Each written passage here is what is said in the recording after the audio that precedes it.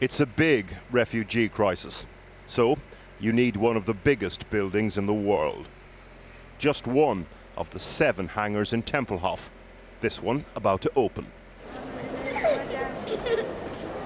Others already full.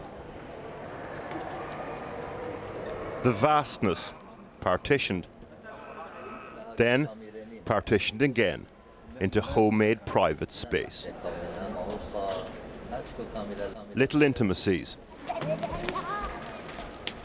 against enormous backdrop.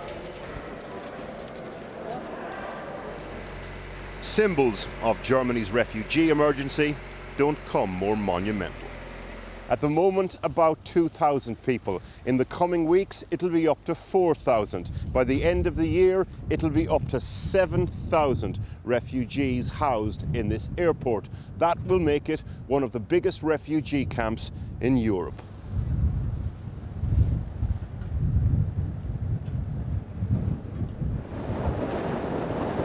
Once upon a time, it was the gigantic portal to Hitler's Germany. Then, the place the Berlin blockade was broken. The next chapter, Germany's refugee emergency. It will house 7,000. 85,000 arrived in Berlin alone last year. Have you ever done anything like this before in your life? Nope, not at all. I think it's for everybody the first time. The man running the company that's running the centre. When the historians write this chapter, guaranteed a footnote.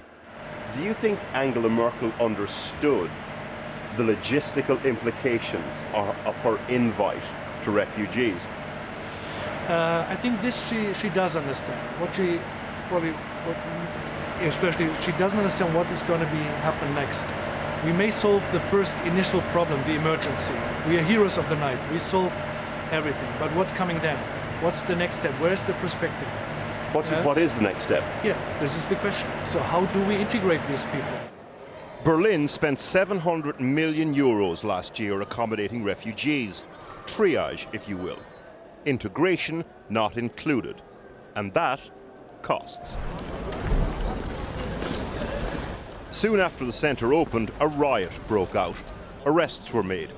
A new strategy was adopted, and it's working. The strategy?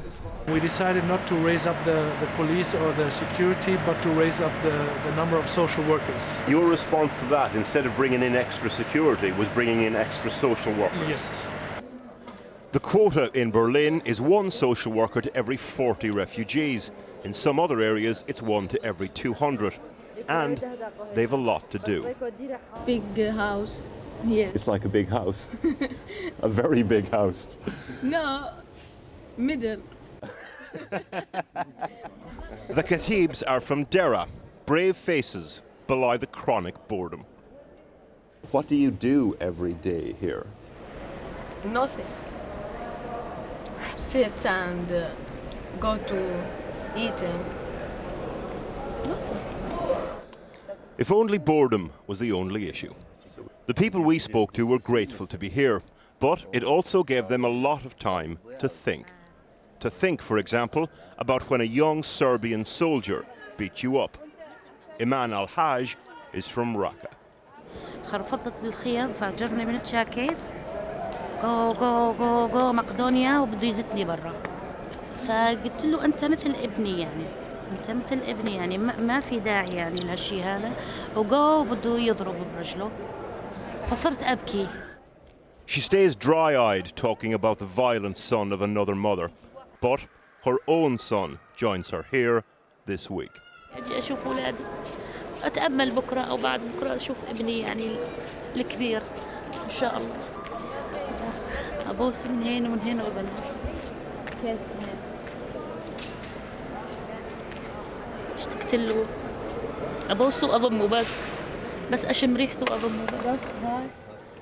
These giant German hangars then, for those who live and work inside at least, house heartache and history and hope.